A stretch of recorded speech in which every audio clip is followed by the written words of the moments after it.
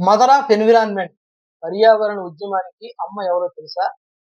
పర్యావరణ పరిరక్షణ కోసం జరిగే ఉద్యమాలు ఇప్పుడెన్నో.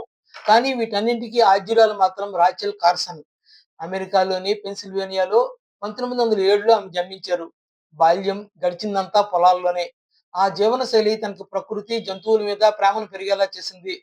జియాలజీలో పీజీ చేసిన ఆమె ఆర్థిక కారణాల రీత్యా పీహెచ్‌డీని మధ్యలోనే ఆపేసి, అప్పటి బ్యూరో ఆఫ్ ఫిషరీస్‌లో జూనియర్ అక్వాటిక్ బయాలజిస్ట్‌గా ఉద్యోగం సంపాదించారు.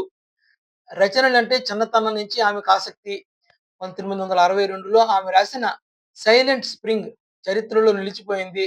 దీని ద్వారా పెస్టిసైడ్స్, ప్రత్యేకించి డీడీటీ కెమికల్ మానవాళికి, పర్యావరణానికి ఎంతటి నష్టాన్ని కలిగిస్తుందో కళ్ళకు కట్టేలా వివరించారు. ఇందుకు రసాయన పరిశ్రమల నుంచి అనేక ఇబ్బందులు కూడా ఆమె ఎదుర్కొన్నారు. ఆ తరువాత ఆ పుస్తకం ప్రపంచంలోని పలు భాషల్లోకి ట్రాన్స్‌లేట్ చేశారు.